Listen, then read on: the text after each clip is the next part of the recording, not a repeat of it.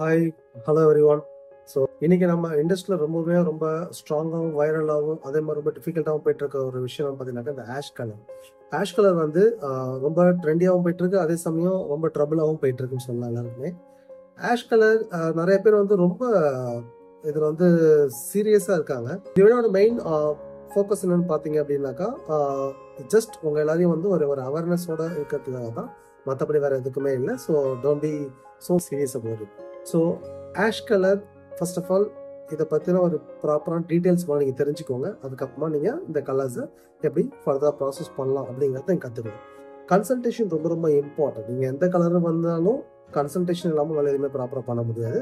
So இந்த கன்சல்டேஷனில் நீங்களும் தெரிஞ்சுக்க வேண்டிய விஷயம் ப்ளஸ் உங்கள் கிளைண்ட்டும் தெரிஞ்சுக்க வேண்டிய விஷயம், இது ரெண்டுமே ரொம்ப இம்பார்ட்டன்ட். ஆஷ் கலர் அப்படிங்கிறது பேசிக்காக it's not a colour, it's just a tone.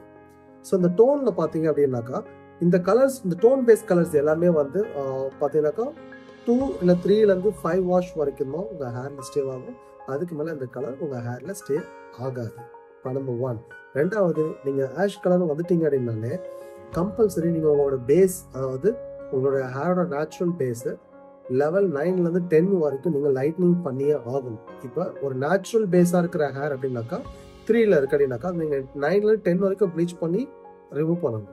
அது உங்கள் பேஸ் வந்து இங்கே வந்து லைட்னிங் பண்ணணும். ஓகேங்களா? At the same time client already colour பண்ணியிருந்தாங்க அப்படின்னாலுமே இந்த கலர்டு ஹேரை திருப்பி லைட்னிங்கிறது வந்து அவ்வளோ ஈஸியான விஷயம் கிடையாது. அது ரொம்ப சயின்ஸ் டெக்னிக்கலாக நம்ம அப்புறமா பேசலாம் அதை பற்றி.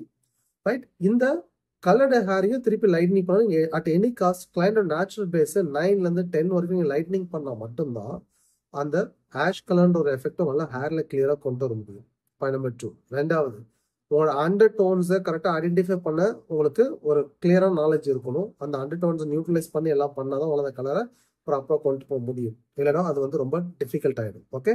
ஸோ இது ஒரு விஷயத்தை கிளியராக வச்சுக்கோங்க. மூணாவது, உங்கள் பேஸ் எப்போ 8லேருந்து இல்லை 9லேருந்து 10 லெவல் வரைக்கும் நீங்கள் வந்து லிஃப்ட் பண்ணுறீங்களோ ப்ளீச்சர் யூஸ் பண்ணி இல்லை லைட்னர்ஸ் யூஸ் பண்ணி, கண்டிப்பாக உங்கள் ஹேரோட குவாலிட்டியில் காம்ப்ரமைஸ் அப்படின்ற ஒரு விஷயம் கண்டிப்பாக இருக்கும். ஏன்னா உங்கள் ஹேர் குவாலிட்டி கண்டிப்பாக சேஞ்ச் ஆகும்.